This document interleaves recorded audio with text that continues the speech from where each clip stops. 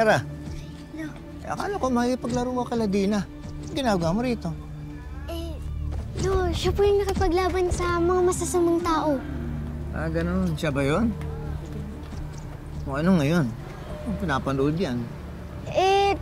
Gusto ko po matutunan yung ginagawa niya. Gusto mo matutong makipaglaban ng ganyan? Opo, no. Tingnan niyo po ang galing niyo.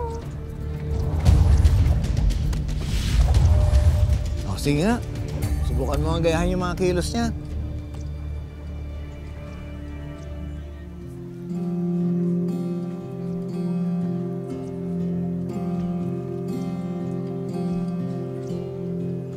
Sige na, Apo, okay. Mukhang pwede. Pwede mo nga matutunan yan. Talagang gusto mo matutong lumaban ng ganyan, ha? Ulo. Pero alam mo, Apo, kung sakaling matuto kang makipaglaban ng ganyan, eto lang tandaan mo. Huwag na huwag kang magsisimula ng laban. Lalong-lalo na kung marunong ka na lumaban ng ganyan. Tandaan mo yan, ha? Opo, no. Tsaka, kaya ko lang naman po gusto matuto ng ganyan kasi pag may mawi po sa inyo o may manakit po sa inyo, protektahan ko po kayo. Salamat, Apo. At nariyan ka pala para sa amin. Hindi naman ako sa'yo. O sige, bahala ka. Gusto mong matutunan ng ganyan.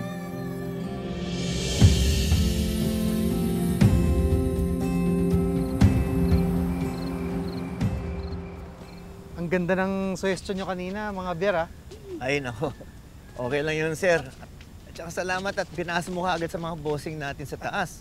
At tinanggap nila. Nagkakatiwalaan ka talaga nila. Akong bahala sa inyo. Sige. Ito. Magtataas na ulit kami ng singil sa inyo ngayon. Teka muna. Di ba katataas nyo lang ng isang buwan? Ganon talaga. Sobra naman kayo. Nalulugi na tong park dahil sa inyo. Yung mga hanap buhay dito, apektado na. Diba? Bakit? Ikaw ba may-ari nito? Hindi nga ako ang may-ari. Pero pag nagsara tong park na to, lahat kami mawawalan ng trabaho dahil sa kasakiman ninyo. Oo, tama. Napakasakit talaga naman ngayon. Dami mong sinasabi. Masyado kang matapang. Iwasan ko kaya yung tapang mo, ha? Daddy! Sandali, huwag naman ganun. Kumawa ka na. Emil, pwede ba? Huwag naman sa harap ng mga bata. Anong makialam dito?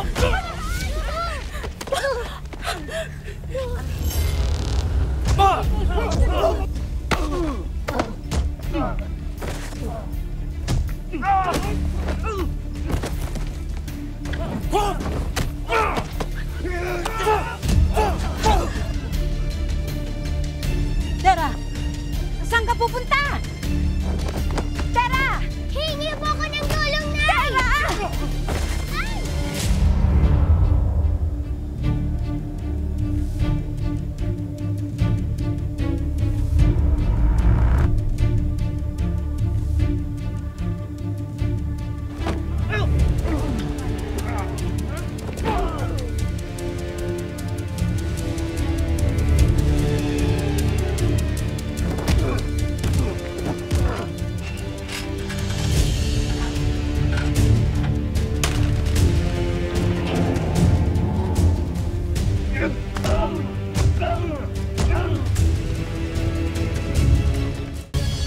Mga kaibigang ibon!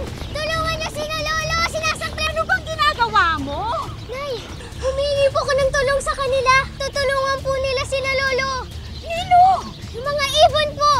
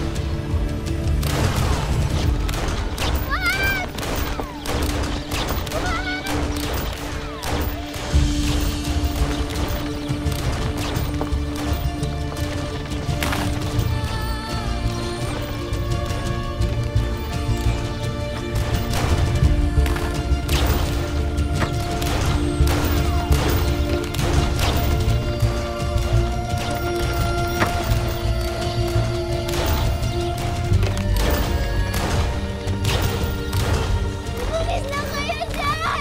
Bilis, umalis na kayo!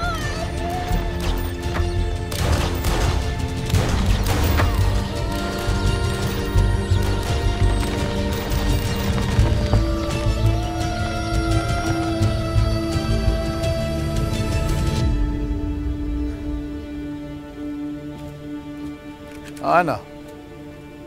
May papalag pa ba sa inyo? Ha? Ay, Arthur. Opisina tayo. Bigay mo na yung hinihingi ko. Dali! Dito ka lang.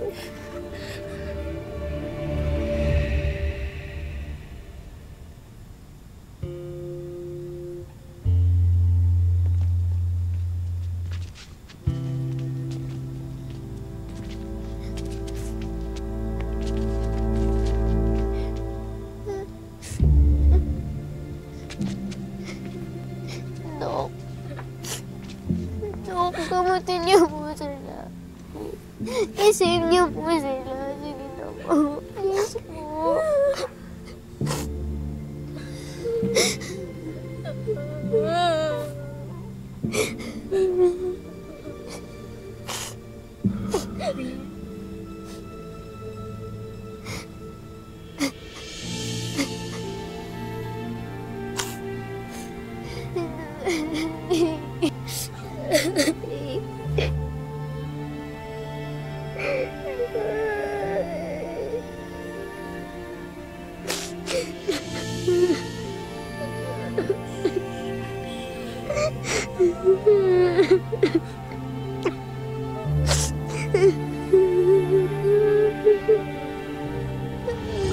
Imbitahan muna kita sa presinto. Tungkol ho ba saan yan? Tungkol ho sa pambubugbog at pananakit ni Mr. Emil sa mga empleyado ng Jungle Park.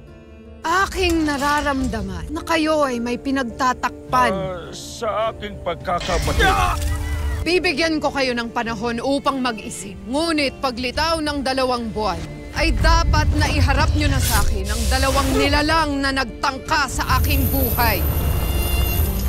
Walang madaling paraan para sabihin to sa inyo. Magsasara na ang park. Kasalanan ko po ba kaya nagsara yung park? Sana meron tayong natutunan dito sa pangyayaring ito. Huwag na tayong basta-bastang lumaban at kontrahin yung mga katulad nila Emil. Ngunong Imaw, ano itong kahindik-hindik na ulat ang nakarating sa akin? Tunay bang pinaslang ni Mitena si Adamos? Tama ang iyong narinig. Pumanaw na si Sangre Adamos sa kamay ng bagong reyna.